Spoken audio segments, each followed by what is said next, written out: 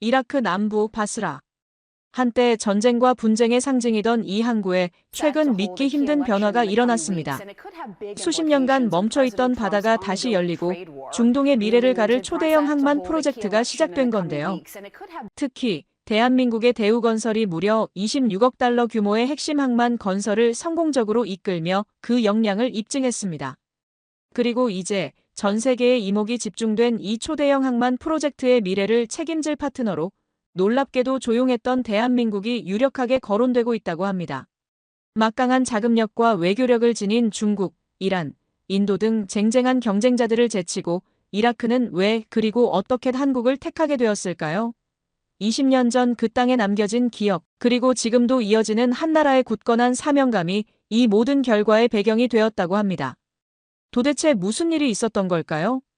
이야기 시작하기 전에 좋아요와 구독 버튼 가볍게 한번 눌러주시면 저 감동 이야기 서은비에게 정말 따뜻한 격려가 됩니다. 지금 어디에서 이 영상을 시청하고 계신지 아래 댓글에 나눠주세요. 저는 윌리엄 로웰입니다. 미국 전략국제문제연구소에서 20년간 중동 해양안보를 연구해온 국제정치학자죠. 그동안 수많은 갈등과 협상을 지켜봤지만 2020년 이라크 바스라에서 벌어진 일만큼 충격적인 건 처음이었어요. 그랜드 파우 항만. 페르시아만을 바라보는 이 전략적 요충지에 거대한 항만이 들어선다는 소식이 전해졌을 때 저는 곧바로 직감했습니다. 이건 단순한 건설 프로젝트가 아니라는 걸 말이에요. 이건 21세기 글로벌 물류 지도를 완전히 바꿔놓을 게임 체인저였거든요. 수에즈 운하를 대체할 수 있는 혁신적인 드라이 카널 프로젝트의 핵심이었습니다. 중동과 유럽, 아시아를 잇는 새로운 물류 허브가 될 이곳을 두고 세계 각국이 뛰어들기 시작했어요. 그 규모와 파급력을 생각하면 당연한 일이었죠. 완성되면 아시아에서 유럽까지의 운송 시간을 무려 11일이나 단축시킬 수 있는 프로젝트였거든요. 가장 먼저 움직인 건 중국이었습니다. 베이징 정부는 무려 50억 달러가 넘는 차관을 제시하며 공격적으로 접근했어요. 조건도 파격적이었죠. 우리가 모든 기술을 제공하고 장비도 모두 중국산으로 통일하겠다. 대신 향후 30년간 항만 운영권을 보장해달라. 중국의 전략은 명백했습니다. 1대1로 프로젝트의 핵심 거점으로 그랜드 파우 항만을 활용해 중동 전체에 대한 영향력을 확대하려는 거였어요. 파키스탄 과다르 항, 스리랑카 한반토타 항에서 보여준 그 익숙한 패턴이었죠. 초기에는 달콤한 조건으로 접근했다가 나중에는 99년 임대권을 챙겨가는 방식 말입니다. 이란도 만만치 않았어요. 종교적 연결고리를 앞세워 시아파 다수인 이라크 남부 지역에 강력한 영향력을 행사하기 시작했습니다. 우리는 형제국가다. 페르시아만의 안정을 위해 함께해야 한다는 논리로 정치적 압박을 가했죠. 테헤란의 목적은 분명했어요. 그랜드 파우 항만을 통해 이라크를 사실상 이란의 경제적 속국으로 만들려는 거였습니다. 인도 역시 가만히 있지 않았어요. 뭄바이 항만 공사를 앞세워 우리는 이미 중동 지역에서 성공한 항만 운영 경험이 있다며 기술력을 어필했습니다. 아다니 그룹까지 나서서 무상 운영 서비스를 제안했어요. 향후 5년간 운영비를 전액 지원하고 수익금은 모두 이라크 정부가 가져가라는 조건이었죠. UAE도 두바이 모델을 내세우며 경쟁에 뛰어들었습니다. 그랜드 파우 항만을 중동 허브 항만으로 키우겠다며 자국 해운 회사들의 물동량 보장을 약속했어요. 사우디아라비아까지 가세해서 페트로달러를 앞세운 투자 계획을 내놨습니다. 이라크 정부는 완전히 혼란에 빠졌어요. 총리실 회의에서는 매일 격론이 벌어졌습니다. 알리 하산 총리 보좌관은 제게 이렇게 털어놨어요. 박사님, 정말 어려운 상황이었습니다. 모든 제안이 달콤했거든요. 중국은 거액을 제시했고 이란은 정치적 안정을 약속했어요. 인도는 검증된 기술을, UAE는 운영 노하우를 보장했죠. 하지만 이라크 시민들의 반응은 달랐습니다. 바스라 거리에서는 연일 시위가 이어졌어요. 또다시 우리 것을 빼앗기겠구나. 현수막과 구호가 도시를 뒤덮었습니다. 사담 후세인 정권 시절부터 시작된 외국 세력의 개입과 착취를 너무 많이 겪어온 그들이었거든요. 특히 중국의 제안에 대한 우려가 컸습니다. 최근 몇 년간 중국이 아프리카와 아시아 여러 나라에서 벌인 일들이 이미 널리 알려져 있었거든요. 지부티, 케냐, 라오스에서 벌어진 채무의 덧사례들이 이라크 언론에도 상세히 보도됐어요. 하이샴 이브라임이라는 바스라 출신 항만 노동자 대표는 이렇게 말했습니다. 우리는 이미 충분히 당했어요.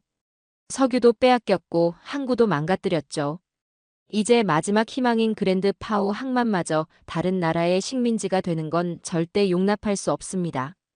이란의 접근도 부담스러웠어요. 종교적 유대감을 강조하지만 실제로는 자국의 정치적 영향력을 확대하려는 의도가 뻔했거든요. 이라크 시민들은 우리는 이란의 속국이 아니다라며 강력히 반발했습니다. 특히 바스라 지역은 이란, 이라크 전쟁 당시 가장 큰 피해를 입었던 곳이라 반이란 정서가 강했어요. 인도와 UAE의 제안도 마찬가지였습니다. 기술력과 경험을 내세웠지만 결국 자국의 이익이 우선이라는 걸 모르는 사람은 없었죠. 모든 제안의 밑바탕에는 우리가 주도하겠다는 속셈이 깔려 있었습니다. 이라크 정부 내부도 완전히 분열됐어요. 친중 성향의 관료들은 현실적으로 중국의 자본력을 무시할 수 없다고 주장했고, 친이란 계열은 지정학적 안정을 위해서는 이란과의 협력이 필수라고 맞섰습니다. 친서방 인사들은 미국과 유럽의 눈치도 봐야 한다며 신중론을 펼쳤죠. 경제부 장관은 중국 쪽으로 기울고 있었어요. 50억 달러면 바스라 전체를 바꿀 수 있는 돈이다. 현실을 직시해야 한다는 게 그의 논리였습니다. 기획부 차관도 인도의 무상 운영 제안을 진지하게 검토해봐야 한다며 실용주의적 접근을 주장했어요. 반면 외교부는 성급한 결정은 금물이라며 신중론을 폈습니다. 우리가 한번 결정하면 최소 30년은 가야 할 길이다. 충분히 검토해야 한다는 입장이었죠. 중동의 마지막 희망이라고 불렸던 그랜드 파우 항만가 시작도 하기 전에 국제 정치의 인질이 되어가는 상황이었습니다. 저는 그 모습을 지켜보며 한숨을 쉬었어요. 또 하나의 약소국이 강대국들의 밥그릇 싸움에 휘말리는구나. 해외 언론들도 이 상황을 주목하기 시작했습니다. 파이낸셜 타임스는 중동의 새로운 화약고라고 표현했고, 월스트리트 저널은 21세기 그레이트 게임의 서막이라고 보도했어요. 하지만 그때까지만 해도 저는 몰랐습니다. 이 치열한 경쟁 속에서 전혀 예상치 못한 반전이 기다리고 있다는 것을 말이에요. 그리고 그 반전의 주인공이 누구도 주목하지 않던 한 나라에서 나올 거라는 것을 말입니다. 이라크가 바다를 잃어버린 건 하루아침에 일어난 일이 아니었습니다. 저는 이 나라의 비극적인 해양사를 추적하면서 깊은 절망감을 느꼈어요. 한때 문명의 요람이었던 메소포타미아가 어떻게 바다와 단절된 내륙 감옥이 되었는지 그 과정이 너무나 가슴 아팠거든요. 한때 이라크는 당당히 바다를 가진 나라였습니다. 티그리스강과 유프라테스강이 만나 샤트알 아랍으로 흘러드는 그 끝자락, 페르시아만으로 이어지는 짧지만 소중한 해안선을 갖고 있었어요. 바스라는 중동 지역의 중요한 항구 도시였고 그 항구를 통해 전 세계와 활발히 교류했죠. 하이샴 이브라임은 제게 어릴 적 기억을 들려줬습니다. 아버지가 보여주던 오래된 사진이 있어요. 1970년대 바스라 항구에 크고 작은 배들이 가득했던 모습이죠. 컨테이너선, 유조선, 어선들이 빼곡히 늘어서 있었어요. 아버지는 그때를 그리워하시면서 말씀하셨습니다. 우리도 한때는 바다의 주인이었단다. 세계 어디든 갈 수 있었지. 그 황금 시절은 1970년대까지 이어졌어요. 당시 이라크는 석유 수출로 막대한 부를 축적하고 있었고 바스라 항구는 중동 지역의 핵심 물류 허브 역할을 했습니다. 페르시아만의 다른 항구들과 당당히 경쟁할 수 있는 규모와 시설을 갖추고 있었어요. 하지만 1980년 이라크 전쟁이 시작되면서 모든 게 달라졌습니다. 8년간 이어진 참혹한 전쟁으로 바스라 항구는 완전히 초토화됐어요. 이란의 미사일이 떨어지고 선박들이 침몰했죠. 샤트알 아랍수로는 폭격으로 막혔고 기뢰가 깔려 운항이 완전히 불가능해졌습니다. 알리 하산 보좌관은 그 시절을 이렇게 회상했어요. 제 할아버지가 바스라 항만에서 일하셨다고 해요. 전쟁이 시작될 무렵까지만 해도 매일 수십 척의 배가 들어왔다고 하시더라고요. 그런데 전쟁이 끝날 무렵에는 항구 전체가 폐허였죠. 부두는 폭격으로 무너지고 크레인은 녹슬어 쓰러져 있었어요. 전쟁이 끝날 무렵 이라크의 해운 능력은 거의 제로 상태였습니다. 국가 재건에 모든 역량을 쏟아야 했지만 1990년 쿠웨이트 침공으로 또다시 전쟁이 시작됐죠. 걸프전의 정밀 폭격은 남아있던 항만 시설마저 완전히 파괴했습니다. 더욱 치명적이었던 건 유엔 경제 제재였어요. 1990년부터 2003년까지 13년간 이어진 제재로 이라크는 국제 무역에서 완전히 고립됐습니다. 바다로 나가는 길이 막힌 게 아니라 바다로 나갈 이유조차 사라진 거였죠. 하이샴은 그 암울한 시절을 이렇게 기억합니다. 제가 어렸을 때 바스라에 갔던 기억이 있어요. 항구 주변이 완전히 폐허였죠. 녹슨 선박 잔해들이 여기저기 방치되어 있었고 부두는 잡초만 무성했어요. 할아버지 세대는 그곳에서 일했다고 하시는데 정말 믿기 어려울 정도였습니다. 경제 제재 기간 동안 이라크는 석유 수출조차 제대로 할 수 없었어요. 유엔의 승인 없이는 한 방울의 기름도 팔 수 없는 상황이었죠. 바스라 항구는 유령 도시가 되어갔습니다. 2003년 미군 점령 이후에도 상황은 나아지지 않았어요. 종파 갈등과 내전이 이어지면서 국가 재건은 계속 미뤄졌죠. 그나마 있던 항만 계획들도 부패와 정치적 대립으로 무산되기 일쑤였습니다. 특히 가슴 아팠던 건 젊은 세대의 반응이었어요.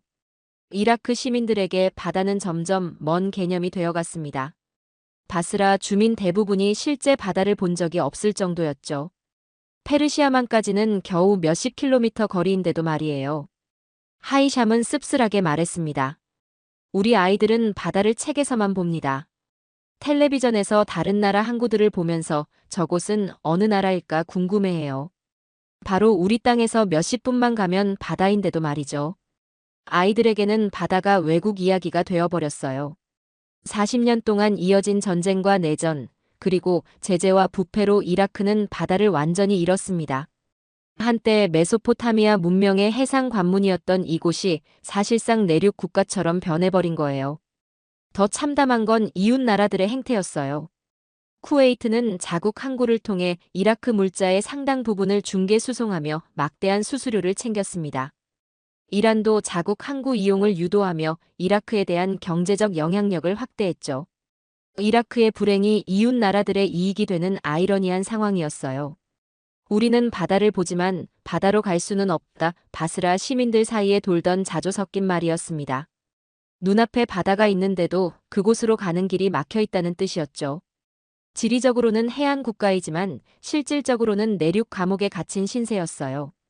그랜드 파우 항만 계획이 처음 발표됐을 때도 시민들의 반응은 시큰둥했습니다. 또 허울뿐인 계획 아니야? 어차피 부패하고 무산될 텐데 너무 많은 실망을 겪어온 그들에게는 당연한 반응이었어요. 2010년에도 비슷한 프로젝트가 발표된 적이 있었거든요. 하지만 자금 부족과 정치적 갈등으로 무산됐죠. 2015년에도 또 다른 항만 계획이 나왔지만 ISIS 사태로 흐지부지 됐어요. 하지만 이번만큼은 달랐습니다. 국제적인 관심이 집중됐고 여러 나라가 실제로 치열한 경쟁을 벌이고 있었거든요. 알리 하산은 말했어요. 이번엔 정말 다를 것 같았어요. 하지만 동시에 두려웠죠. 또다시 우리 것을 빼앗기는 건 아닐까 하는 걱정이었습니다. 바로 그 무렵 조용히 한 통의 보고서가 이라크 총리실에 도착했습니다. 발신처는 한국. 모든 사람이 주목하지 않은 그 제안서에는 남다른 무언가가 담겨 있었어요. 40년 동안 바다를 잃어버린 나라에게 새로운 희망을 줄 수 있는 진정성 말입니다. 그때까지만 해도 한국은 그랜드 파우 항만 경쟁에서 주목받는 존재가 아니었습니다. 중국의 거대 자본, 이란의 정치적 영향력, 인도의 기술력, UAE의 운영 노하우에 비하면 한국의 존재감은 미미했거든요. 심지어 일부 이라크 관료들은 한국이 어디에 있는 나라인지도 정확히 모르는 상황이었어요. 하지만 2020년 어느 날 이라크 총리실에 도착한 한 통의 제안서가 모든 걸 바꾸기 시작했습니다. 발신처는 한국대우건설. 알리 하산이 그 문서를 처음 펼쳤을 때의 기억을 생생히 들려줬어요. 처음엔 별 기대를 안 했어요. 워낙 많은 제안서가 쌓여 있었거든요. 중국, 이란, 인도, UAE 모두 화려한 표지와 두툼한 분량이었죠. 그런데 한국 제안서는 달랐습니다. 첫 페이지부터 화려한 숫자나 거창한 약속이 아니라 단순하지만 강렬한 문장으로 시작했어요. 그 문장은 이랬습니다. 우리는 20년 전 이 땅에 평화를 심으러 왔습니다. 지금은 그 위에 미래를 짓고 싶습니다. 자이툰 부대. 2004년부터 2008년까지 이라크에 파병됐던 한국군 3,600명을 가리키는 말이었죠. 저도 그 시절을 잘 기억해요. 미군 주도의 점령 정책과는 달리 한국은 전투가 아닌 평화 재건에만 집중했거든요. 쿠르드 자치구 아르빌에서 70여 개의 평화적 프로그램을 운영하며 현지 주민들에게 깊은 인상을 남겼어요. 알리 하산은 계속 말했습니다. 그 문장을 보는 순간 온몸에 소름이 돋았어요. 정말 오랜만에 듣는 말이었거든요. 평화를 심으러 왔다니. 다른 나라들은 모두 자국의 이익을 앞세웠는데 한국만은 우리를 위한 이야기로 시작한 거였어요. 제안서의 내용은 더욱 파격적이었습니다. 하지만 중국처럼 거액을 제시한 것도 이란처럼 정치적 연대를 강조한 것도 아니었어요. 한국의 제안은 오히려 투명하고 단순했습니다. 정직한 시공, 투명한 과정, 확실한 기술 이전 세 가지 원칙이 전부였죠. 그리고 그 뒤에 따라오는 구체적인 계획들이 놀라웠어요. 첫째, 모든 공사 과정을 실시간으로 공개하겠다는 약속이었습니다. 공정률부터 자재 현황, 안전관리 상황까지 전자문서로 매일 공유하겠다는 거였어요. 이는 다른 어떤 국가도 제시하지 않은 전례 없는 투명성이었습니다. 둘째, 현지 고용을 최대한 늘리고 이라크 기술자들에게 실질적인 기술을 전수하겠다는 계획이었어요. 단순한 노동력 활용이 아니라 진정한 기술 이전을 통해 이라크 자체의 역량을 키우겠다는 의지였죠. 셋째가 가장 인상적이었어요. 한국 기술진이 직접 현장에 상주하면서 이라크 젊은이들을 교육하겠다는 약속이었습니다. 기술을 가르치는 게 아니라 기술자를 키우겠다는 표현이 담겨 있었어요. 알리 하산은 그 대목에서 깊이 감동받았다고 했어요. 다른 제안서들은 모두 우리가 해드리겠다는 식이었어요. 하지만 한국은 함께 하겠다고 했죠. 여러분이 할 수 있도록 돕겠다는 메시지였습니다. 이런 접근은 처음이었어요. 하지만 정작 이라크 정부 내에서는 회의적인 반응이 많았습니다. 한 고위 관료는 이렇게 말했어요. 한국이 과연 이런 대규모 프로젝트를 감당할 수 있을까? 27억 달러 규모인데 말이야. 중국이나 인도 같은 대국이 아닌데. 또 다른 인사는 더 직설적이었어요. 중국은 50억 달러를 제시했는데 한국은 고작 정직함을 팔고 있다. 현실을 봐야 하는 거 아닌가? 우리에게 필요한 건 돈이지 감정이 아니다. 경제부 장관도 비슷한 입장이었습니다. 중국의 1대1로 프로젝트에 편승하는 게 이라크 경제에 더 도움이 될 것 같다. 한국은 규모 면에서 한계가 있어 보인다. 그 무렵 김도훈이라는 젊은 한국 기술자가 바스라에 나타났습니다. 대우건설 소속으로 현지 사전 조사를 맡은 토목 기술사였어요. 그는 자이툰 부대 출신 아버지를 둔 32세 청년이었습니다. 김도훈의 첫 자기소개는 이라크 관계자들에게 깊은 인상을 남겼어요. 제 아버지는 20년 전 이곳에 군인으로 왔습니다. 평화를 지키기 위해 총을 들고 말이죠. 저는 같은 땅에 설계도를 들고 왔어요. 아버지가 심은 평화 위에 제가 미래를 짓고 싶습니다. 하이샴 이브라임은 그 순간을 이렇게 회상했습니다. 처음엔 또 다른 외국인이라고 생각했어요. 하지만 김 기술사는 달랐어요. 매일 현장에 와서 우리와 함께 앉아 도면을 보며 자세히 설명해줬거든요. 통역 없이 직접 아랍어로 인사하려고 노력하는 모습도 인상적이었어요. 김도훈의 접근 방식은 정말 독특했습니다. 기존 외국 기술자들처럼 일방적으로 지시하는 게 아니라 현지 기술자들과 진지하게 토론하며 최선의 방법을 찾아갔어요. 이런 방법은 어떨까요? 혹시 더 좋은 아이디어가 있으시면 말씀해 주세요. 이런 식으로 말이죠. 그 과정에서 한국 기술진들의 철학이 확실히 드러났습니다. 우리는 건물을 짓는 게 아니라 사람을 기릅니다. 기술도 나라를 대표한다고 생각해요. 김도훈의 말이었죠. 더욱 놀라웠던 건 한국팀의 세부 계획이었어요. 27억 달러 규모의 1단계 공사에는 5개 선석 건설, 14.5km 방파제 건설, 컨테이너 야드 조성이 포함되어 있었습니다. 하지만 가장 혁신적인 부분은 기술 이전 프로그램이었어요. 한국은 이라크 기술자 200명을 한국으로 초청해 6개월간 집중 연수를 시키겠다고 제안했습니다. 단순한 견학이 아니라 실제 한국 항만에서 실무 경험을 쌓게 하겠다는 거였어요. 또한 현지에서도 136건의 기술 문서를 완전히 이전하겠다고 약속했습니다. 결국 2020년 12월 이라크 정부는 한국 대우건설을 그랜드 파우 항만 1단계 시공업체로 선정했습니다. 27억 달러 규모의 계약이었어요. 발표 당시 국제사회는 깜짝 놀랐죠. 알리 하산은 그때를 이렇게 기억해요. 총리께서 최종 결정을 내리시면서 말씀하셨어요. 우리는 가장 많은 돈을 준 나라가 아니라 가장 진심인 나라를 선택한다. 그 순간 회의실이 조용해졌습니다. 모든 참석자들이 그 의미를 알고 있었거든요. 해외 언론들의 반응은 엇갈렸어요. 중국 관영 언론은 비현실적 선택이라고 비판했고 일부 서구 언론은 감정적 결정이라고 평가했습니다. 하지만 이라크 국민들의 반응은 달랐어요. 바스라 시민들은 거리로 나와 환호했습니다. 하지만 진짜 시험은 이제부터였어요.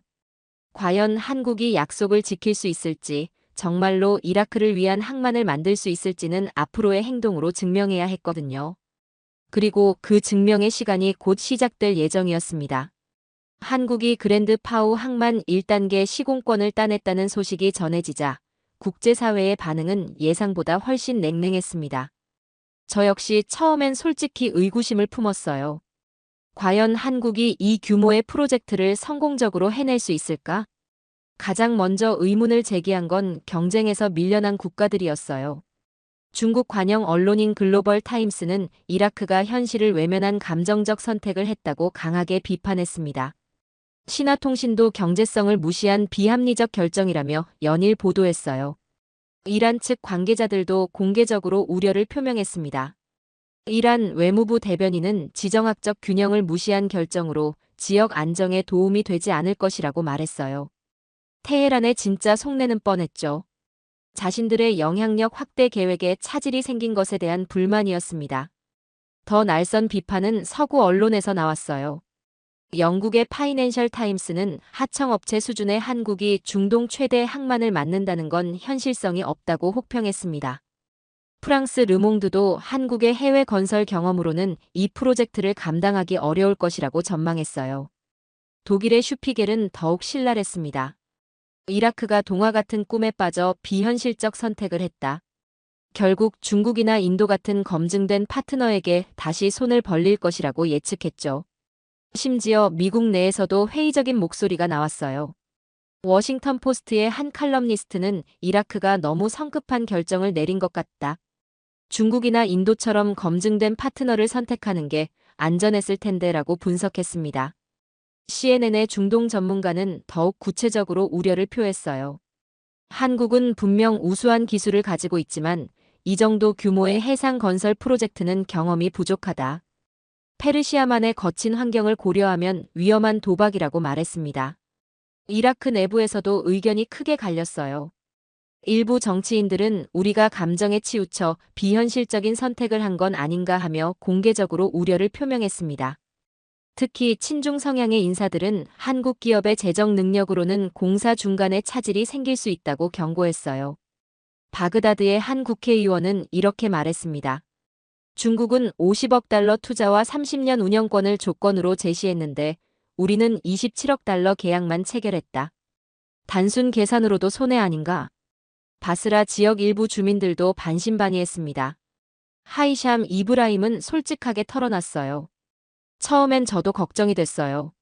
한국이라는 나라가 우리에게는 여전히 멀게 느껴졌거든요. 자이툰 부대 이야기는 들었지만 그게 건설과는 다른 얘기잖아요. 정말 우리 항구를 제대로 만들 수 있을까 싶었어요. 가장 큰 의문은 경제적 조건이었습니다.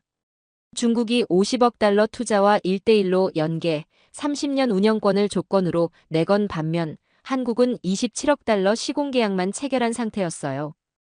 인도의 무상 운영 제한, UAE의 물동량 보장 약속에 비해서도 조건이 단순해 보였죠. 알리 하산도 내부 압박을 많이 받았다고 해요. 매일 누군가가 와서 정말 괜찮겠느냐고 물어봤어요. 한국 회사가 중간에 포기하면 어떻게 할 거냐는 걱정도 많았고요. 솔직히 저도 확신이 서지 않는 순간들이 있었습니다. 해외 건설업계의 반응도 싸늘했어요. 두바이의 한 국제건설업계 관계자는 한국이 중동에서 큰 프로젝트를 성공시킨 사례가 많지 않다. 이번에는 규모가 너무 크다고 평가했습니다. 특히 기술적 난이도에 대한 우려가 컸어요. 그랜드 파우 항만은 단순한 부두 건설이 아니라 세계 최대 규모의 방파제와 최신 항만 시설을 동시에 구축해야 하는 초대형 프로젝트였거든요. 싱가포르의 한 해양 엔지니어링 전문가는 이렇게 말했어요. 과연 한국이 14km가 넘는 방파제를 페르시아만에 건설할 수 있을까? 여기는 모래 폭풍과 극한의 기후 조건을 고려해야 하는 까다로운 환경이다. 로이드 선급의 한 임원도 우려를 표했습니다. 페르시아만의 거친 파도와 염분, 그리고 연약한 해저 지반을 고려하면 상당히 도전적인 프로젝트다. 경험이 풍부한 업체라도 쉽지 않을 것이라고 분석했어요. 하지만 김도훈을 비롯한 한국 기술진들은 전혀 흔들리지 않았습니다. 오히려 매일 현장에 나가 이라크 기술자들과 함께 작업하며 자신들의 역량을 차근차근 보여주기 시작했어요. 김도훈은 이렇게 말했습니다. 의심하는 목소리가 많다는 걸 알고 있어요.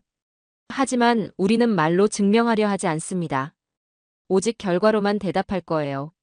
한국 건설업의 저력을 보여드리겠습니다. 그의 말대로 한국팀은 묵묵히 일했습니다. 매일 아침 5시 30분부터 현장에 나가 해 질 때까지 작업했어요. 설계도 하나하나를 현지 기술자들과 세심하게 검토하고 모든 공정을 약속대로 전자문서로 실시간 공개했습니다. 더 인상적인 건 그들의 소통 방식이었어요. 다른 외국 기업들처럼 통역을 통해서만 대화하는 게 아니라 현지 언어를 배우려 적극적으로 노력했죠. 김도훈은 아랍어 기초 회화를 익혀 현지 노동자들과 직접 대화했어요. 하이샴은 그 모습에 점차 마음이 열렸다고 했습니다. 다른 외국인들은 우리를 그냥 일꾼 취급했어요. 지시만 하고 결과만 요구했죠. 하지만 한국 사람들은 달랐어요. 오늘 컨디션은 어때요? 가족은 안녕하세요? 이런 안부부터 묻더라고요. 한국 팀의 세심함은 안전 관리에서도 드러났습니다. 매일 아침 안전 교육을 실시하고 모든 작업자에게 최신 안전 장비를 지급했어요. 이는 다른 업체들과 확연히 다른 모습이었죠. 그래도 여전히 회의적인 시선이 많았어요. 2021년 초 공사가 본격 시작됐을 때도 과연 언제까지 지속될까라는 의문이 끊이지 않았습니다. 영국의 이코노미스트는 한국의 그랜드 파우 항만 프로젝트는 6개월 안에 차질을 빚을 것이라고 전망했어요. 프랑스의 르 피가로도 이라크가 곧 후회하게 될 선택이라고 혹평했죠. 하지만 시간이 지나면서 상황은 점점 달라지기 시작했습니다. 한국 기술진들의 진정성과 실력이 조금씩 입증되기 시작한 거예요. 그리고 2024년 모든 의심을 완전히 날려버릴 만한 역사적인 기적이 일어났습니다. 2024년 11월 7일. 제가 평생 잊지 못할 날입니다. 바스라 해안에서 그랜드 파우 항만 1단계 공사 완공식이 열렸거든요. 그날 저는 현지에 직접 가서 그 경이로운 순간을 목격했어요. 페르시아만을 가로질러 뻗어나간 거대한 방파제. 무려 14.523km에 달하는 세계 최장 기록이었습니다. 바다 위에 떠있는 그 장엄한 모습을 본 순간 저는 정말 숨이 멎는 듯 했어요. 인간의 의지와 기술이 만들어낸 21세기의 기적이었습니다. 김도훈 기술사는 그날을 이렇게 회상했습니다.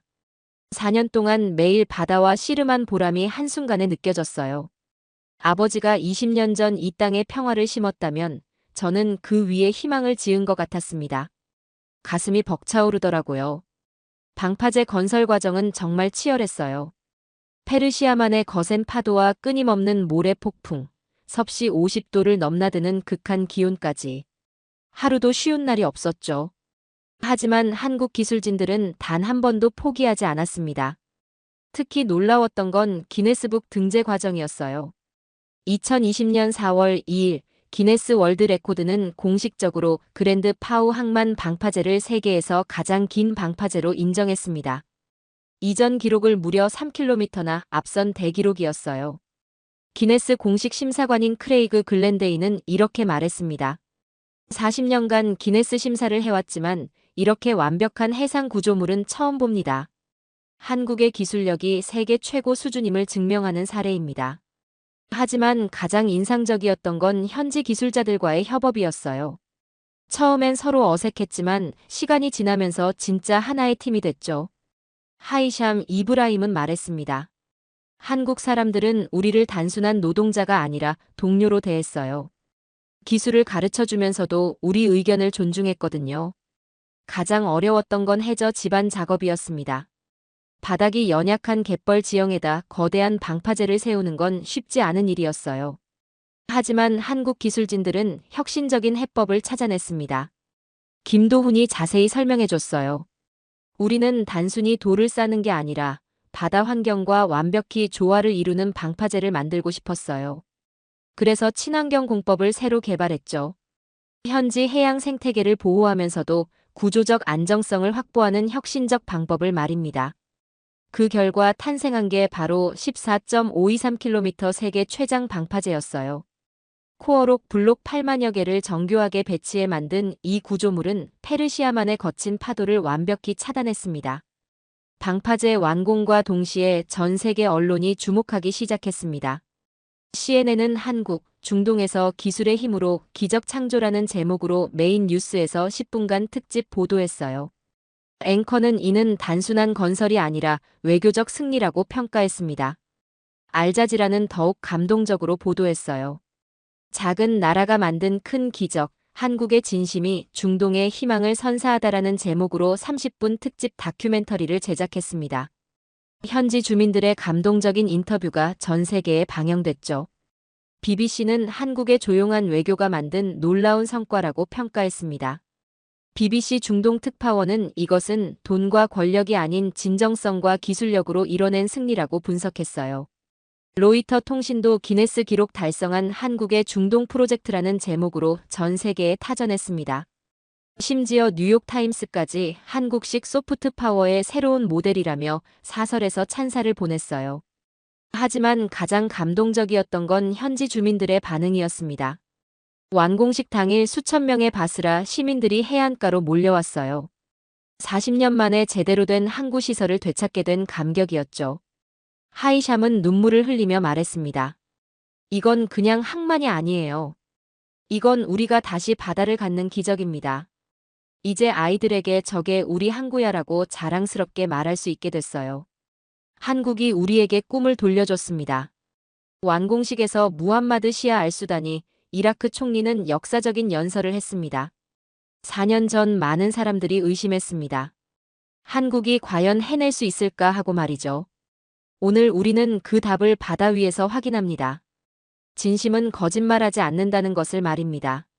항만 시설도 세계 최고 수준이었어요. 5개의 대형 선석은 최대 2만 TEU급 컨테이너선까지 접안할 수 있도록 설계됐습니다. 최신 자동화 크레인과 스마트 터미널 시스템도 완벽하게 갖춰져 있었죠. 무엇보다 놀라웠던 건 기술 이전의 성과였어요. 4년간 함께 일한 이라크 현지 기술자들이 이제는 독립적으로 항만을 운영할 수 있는 역량을 완전히 갖추게 된 거였습니다. 김도훈은 자랑스럽게 말했어요. 우리가 만든 건 콘크리트 구조물이 아니에요. 사람을 키웠습니다. 이라크 기술자들이 앞으로 이 항만을 자기 손으로 발전시켜 나갈 수 있도록 모든 걸 완전히 전수했어요. 실제 수치도 놀라웠습니다. 현지 고용률 82%, 기술 이전 문서 136건, 한국 연수 이수자 247명, 안전사고 제로 기록까지. 모든 면에서 완벽한 성과였어요. 완공식이 끝나고 저는 김도훈과 개인적으로 긴 대화를 나눴습니다. 그는 이렇게 말했어요. 아버지가 자이툰 부대에서 돌아오신 후 늘 말씀하셨어요. 언젠가 다시 그곳에 가서 제대로 된 일을 하고 싶다고요. 제가 아버지의 꿈을 이룬 것 같아서 정말 뿌듯합니다. 하이샴도 감회가 남달랐죠. 이제 우리 아이들이 항구에서 일하는 꿈을 꿀 수 있게 됐어요.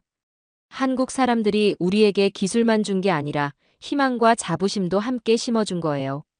정말 고마운 형제들입니다. 그런데 이 기쁨도 잠시 새로운 도전이 기다리고 있었습니다. 항만 건설은 끝났지만 이제 운영 단계가 남아 있었거든요. 그리고 그 운영권을 두고 다시 한번 치열한 국제적 경쟁이 벌어질 예정이었어요.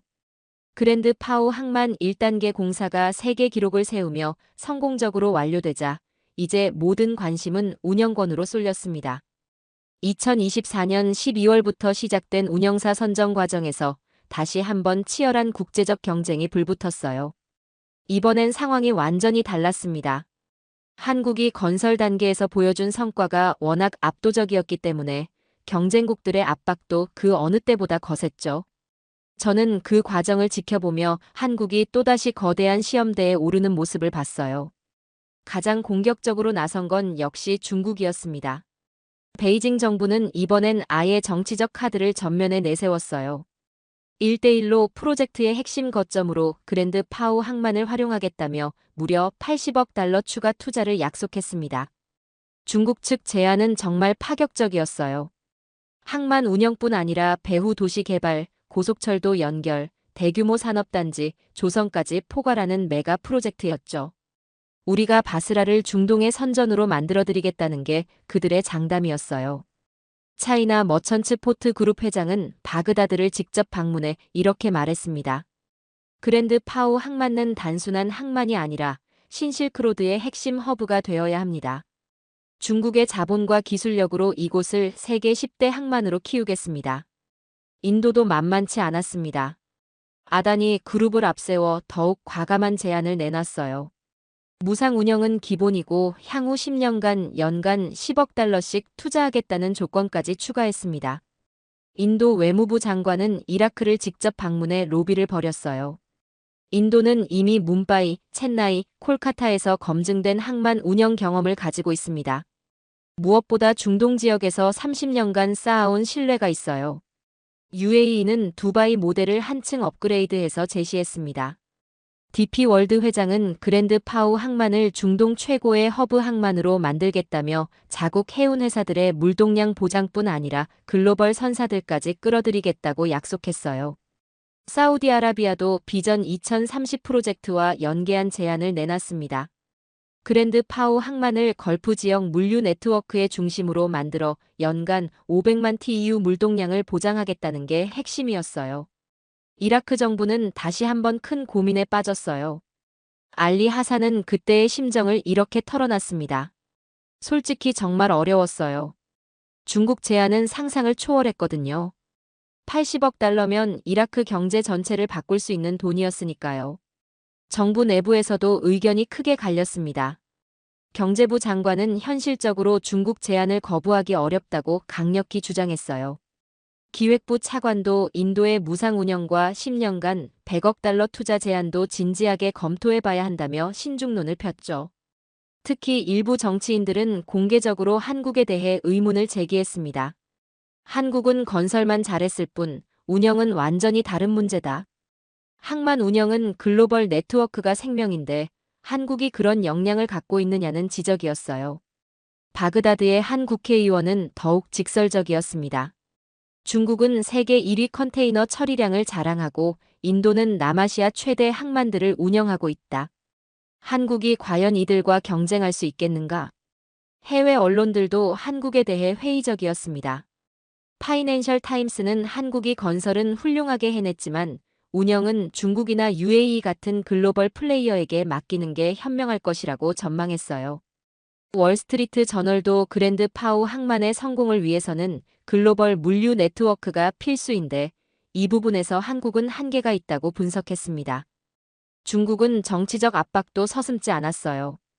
고위급 외교관들이 바그다드를 오가며 1대1로에 합류하지 않으면 중동에서 고립될 수 있다는 협박성 메시지를 전달했습니다. 이란도 지역 안정을 위해서는 이란과의 협력이 필수적이라며 강하게 압박했죠. 심지어 일부 시아파 종교 지도자들까지 나서서 형제 국가와의 협력을 강조하는 성명을 발표했어요. 하이샴을 비롯한 현지 주민들 사이에서도 동요가 일었습니다. 한국이 항만을 정말 잘 지어줬지만 운영은 경험이 많은 나라에 맡기는 게 나을 수도 있겠다는 의견이 조심스럽게 나오기 시작했어요. 바스라의 한 상인은 이렇게 말했습니다. 중국이 80억 달러를 투자한다면 우리 지역이 완전히 바뀔 텐데. 감정보다는 실리를 택해야 하는 거 아닌가? 그 와중에도 김도훈을 비롯한 한국 기술진들은 묵묵히 자신들의 일을 계속했습니다. 이미 완공된 항만의 시범 운영을 통해 실력을 보여주는 것만이 유일한 답이라고 생각했거든요. 김도훈은 확신에 찬 목소리로 말했어요. 우리는 말로 경쟁하지 않습니다. 숫자로 대답할 거예요. 지난 4년간 우리가 보여준 성과가 곧 우리의 경쟁력입니다. 실제로 한국팀이 제시한 운영 계획서는 화려한 약속 대신 냉정한 수치들로 가득했어요. 공정률 98.6%, 현지 고용률 82%, 기술 이전 문서 136건, 안전사고 제로 기록, 예산 대비 공사비 절감률 15%. 한국 측은 또한 이라크 기술자들로 구성된 현지 운영팀이 이미 준비되어 있다고 강조했습니다. 4년간의 기술 이전을 통해 자립 운영이 가능한 수준까지 역량이 축적되었다는 거였어요. 하지만 정치적 압박은 갈수록 거세졌습니다. 2025년 3월경에는 이라크 정부가 중국 쪽으로 기울고 있다는 관측이 곳곳에서 나오기 시작했어요. 알리 하산도 이번엔 정말 어려울 것 같다며 깊은 우려를 표했습니다. 그런데 바로 그때 아무도 예상치 못한 반전이 시작되고 있었어요. 한국의 진정성을 4년간 직접 경험한 이라크 시민들이 조용히 움직이기 시작한 거였습니다. 2025년 5월 바스라에서 정말 예상치 못한 일이 벌어지기 시작했습니다. 시민들이 자발적으로 거리로 나서기 시작한 거예요. 손에는 태극기와 이라크 국기를 함께 들고 말이죠. 이 광경을 처음 목격했을 때 저는 정말 놀랐어요. 하이샴 이브라힘이 그 움직임의 중심에 있었습니다. 우리는 누가 진짜 우리를 위하는지 알고 있어요. 4년간 함께 일해본 사람으로서 확실히 말씀드리는데 한국만큼 정직하고 신뢰할 수 있는 파트너는 없었습니다. 시민들의 구호도 정말 인상적이었어요. 우리는 돈이 아니라 마음을 원한다. 한국과 함께 가자. 진심이 승리해야 한다. 바스라 시내 곳곳에서 이런 목소리가 우렁차게 울려 퍼졌습니다. 더욱 놀라웠던 건 이 시위가 완전히 자발적이었다는 점이에요. 어떤 정치적 조직이나 외부 지원 없이 순수하게 시민들의 마음에서 우러나온 움직임이었습니다. 이 모습을 본 김도훈은 깊이 감동받았다고 해요. 4년 동안 매일 함께 일한 보람을 그 순간 느꼈어요. 우리가 단순히 건물을 지은 게 아니라 사람들의 마음에 무언가 소중한 것을 심었구나 하는 생각이 들었습니다. 현지 언론들도 시민들의 목소리를 적극적으로 보도하기 시작했어요. 바스라 타임스는 시민들이 말하는 진짜 파트너라는 제목의 일면 특집을 실었습니다. 이라크 국영방송도 연일 한국 기술진들과 현지 노동자들의 협업 사례를 감동적으로 방영했죠. 가장 감동적이었던 건 현지 기술자들의 생생한 증언이었어요. 한국에서 6개월간 연수를 받았던 마지드 알리는 이렇게 말했습니다. 한국 사람들은 우리를 가르쳤지만 동시에 우리에게서 배우려고도 했어요. 그런 겸손함을 다른 나라에서는 단 한 번도 본 적이 없습니다. 바스라 대학 토목공학과 교수인 아흐메드 파이살도 한국을 강력히 지지했어요. 136건의 기술 문서를 완전히 공개하고 200명이 넘는 우리 기술자들을 교육시켜준 나라가 또 있겠습니까? 이건 단순한 사업이 아니라 진정한 기술 나눔입니다. 알리 하산도 시민들의 반응에 큰 영향을 받았다고 해요. 정치인들은 숫자와 조건만 보지만 실제로 현장에서 4년간 함께 일한 사람들의 목소리는 달랐어요. 그들이 말하는 진정성이 무엇인지 확실히 알 수 있었습니다. 그 무렵 한국 정부도 조용히 움직이기 시작했습니다. 하지만 다른 나라들처럼 정치적 압박이나 경제적 유인을 제시하는 대신 정말 단순한 메시지를 전달했어요. 우리는 이라크의 선택을 존중합니다. 어떤 결정을 내리시든 계속 친구로 남고 싶습니다. 이런 접근 방식이 오히려 이라크 정부에게 깊은 인상을 남겼어요. 알리 하산은 말했습니다. 다른 나라들은 모두 자국의 이익을 강조하고 압박을 가했는데 한국만은 우리의 입장을 먼저 생각해줬어요. 이런 태도가 진짜 파트너십 아닌가요? 한국 대사관도 로비 활동 대신 문화 교류에 집중했어요. 바스라에서 한국 문화 축제를 열고 태권도 시범을 보이고 K-팝 공연을 개최했습니다. 정치적 목적이 아닌 순수한 우정의 표현이었죠. 2025년 6월 중순, 마침내 결정적 순간이 다가왔습니다. 이라크 내각회의에서 그랜드 파우 항만 운영사 선정 안건이 최종 상정된 거예요. 치열한 토론이 무려 8시간 동안 이어졌습니다. 경제부 장관은 끝까지 중국 안을 주장했어요. 80억 달러 투자는 포기하기 어려운 조건입니다. 국가 경제를 생각해야 합니다. 하지만 총리는 다른 관점을 제시했습니다. 돈만으로는 진정한 신뢰를 살 수 없습니다. 우리는 장기적 파트너를 찾는 것입니다. 교통부 장관이 결정적인 발언을 했어요. 지난 4년간 한국이 보여준 성과를 보십시오. 약속 이행률 100%, 기술 이전 완료, 현지 만족도 98%. 이보다 더 확실한 증거가 어디 있습니까? 내무부 장관도 한국을 지지했습니다. 우리 국민들이 누구를 원하는지 분명히 보셨을 겁니다. 정부는 국민의 뜻을 따라야 합니다. 결정적이었던 건 현지 담당자들의 보고였어요. 그랜드 파우 항만 건설 과정을 직접 관리했던 공무원들이 한국팀의 성과를 구체적으로 설명했죠. 약속 이행률 100%, 공정 투명성 최고 등급, 현지 만족도 98%, 안전사고 제로, 예산 절감 15% 숫자가 모든 걸 말해줬습니다. 2025년 6월 22일 오후 3시, 무함마드 시아 알수다니 총리가 직접 기자회견을 열었어요. 전 세계 언론이 주목하는 가운데 역사적인 발표가 나왔습니다. 이라크 정부는 한국을 그랜드 파우 항만 운영 우선 협상 대상자로 최종 선정했습니다. 총리의 말이 이어졌어요. 4년 전 우리는 한국의 진심을 믿고 건설을 맡겼습니다. 그들은 약속을 완벽히 지켰고 우리의 믿음에 기대 이상으로 보답했어요. 이제 운영도 함께하고 싶습니다. 가장 인상 깊었던 건 총리의 이 한마디였어요. 중국은 돈을 주고 한국은 마음을 줬습니다. 우리는 마음을 선택했습니다. 이것이 이라크 국민의 뜻입니다. 발표가 나자마자 바스라 전체가 완전히 축제 분위기가 됐어요. 시민들은 거리로 나와 태극기와 이라크 국기를 흔들며 열광적으로 환호했습니다. 항만 입구에는 두 국기가 나란히 걸렸고 곳곳에서 축하 행사가 벌어졌어요. 하이샴은 눈물을 글썽이며 말했어요. 이건 단순한 사업 파트너 선택이 아니에요. 이건 진짜 친구를 찾은 거예요. 한국 사람들이 우리와 진심으로 함께해 줄 거라는 확신이 들어요. 이제 우리는 진정한 형제가 되었습니다. 김도훈도 벅찬 감격을 감추지 못했습니다. 아버지가 심은 평화의 씨앗이 이제 미래의 거대한 나무가 됐네요. 20년 전 자이툰 부대의 헌신이 오늘의 결실로 이어진 것 같아서 정말 자랑스러워요. 국제 언론들도 일제히 주목했습니다.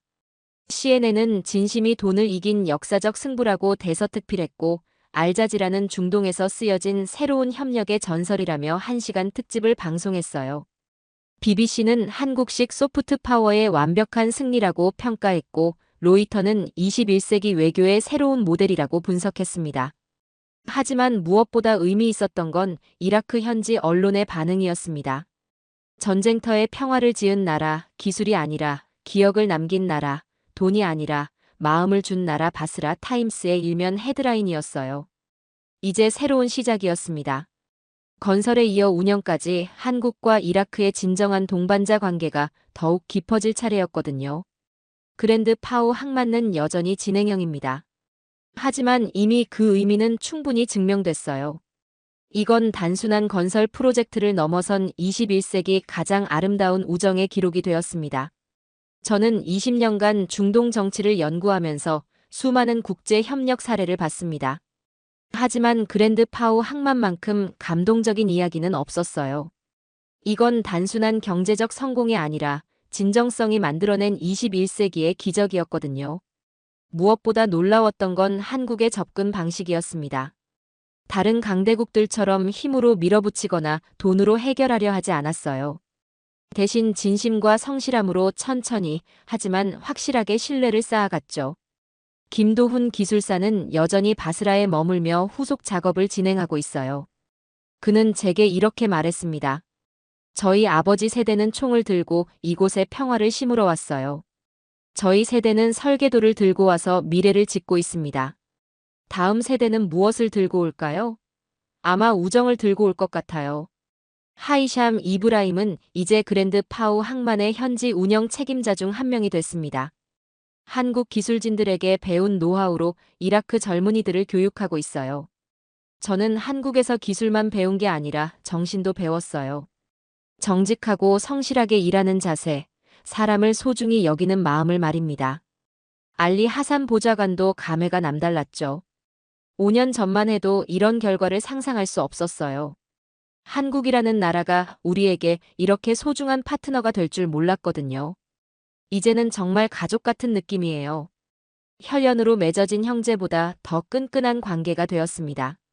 그랜드 파우 항만의 성공은 놀라운 숫자로도 입증됐습니다. 2024년 11월 부분 개통 이후 월 평균 물동량이 예상치를 50% 웃돌고 있어요. 인근 국가들도 이 항만을 주목하기 시작했죠. 심지어 쿠웨이트와 이란까지도 협력 방안을 타진해오고 있습니다. 더 중요한 건 파급 효과였습니다. 그랜드 파우 항만 성공을 계기로 한국과 이라크 사이의 다양한 협력 프로젝트가 구체화되고 있어요. 신재생에너지, 스마트시티, 의료 인프라, 교육 혁신까지 협력 분야가 전방위로 확대되고 있습니다. 하지만 이 프로젝트의 진짜 가치는 눈에 보이지 않는 곳에 있어요. 20년 전 자이툰 부대가 심은 평화의 기억이 오늘날 경제 협력으로 이어진 것, 그 자체가 인류 역사상 보기 드문 아름다운 기적이거든요. 김도훈은 이렇게 표현했어요. 우리는 단순히 항만을 지은 게 아니에요. 기억을 현실로 만든 거예요. 아버지 세대의 헌신이 제 세대의 성과로 이어진 거죠. 이제 우리는 증명했습니다. 한국인의 약속은 20년이 지나도 변하지 않는다는 것을 말이에요. 이라크 시민들 사이에서도 한국에 대한 인식이 완전히 바뀌었습니다. 예전에는 한국, 어디 있는 나라지? 했던 사람들이 이제는 한국은 우리의 진짜 친구라고 자랑스럽게 말해요. 특히 젊은 세대의 반응이 정말 놀랍습니다. 바스라 대학에서는 한국어 강좌 신청자가 폭증해 대기자 명단이 500명을 넘어섰어요. 한국 문화에 대한 관심도 폭발적으로 늘어났죠. K-팝, 한국 드라마, 한국 요리까지 이라크 젊은이들 사이에서 엄청난 인기를 끌고 있습니다. 하이샴의 아들 아흐메드는 장래 희망이 한국에서 공부하는 것이라고 합니다. 한국 아저씨들처럼 정직하고 성실한 기술자가 되고 싶어요. 그래서 우리나라를 더 발전시키고 싶습니다. 라는 게 그 아이의 꿈이에요. 저 역시 이 프로젝트를 통해 정말 많은 걸 배웠습니다. 국제 정치에서 진정한 소프트 파워가 무엇인지 깨달았어요. 군사력도 경제력도 아닌 진정성이야말로 사람의 마음을 움직이는 가장 강력한 힘이었습니다. 그랜드 파우 항만은 아직 완전히 완공되지 않았어요. 2단계, 3단계 공사가 남아있고 주변 인프라 구축도 계속 진행될 예정입니다. 하지만 이미 그 정신은 바다를 건너 전 세계로 퍼져나가고 있어요. 중동의 다른 국가들도 한국의 협력 방식에 깊은 관심을 보이고 있습니다. 우리도 한국과 함께 일하고 싶다는 문의가 요르단, 레바논, 이집트에서 끊이지 않고 있어요.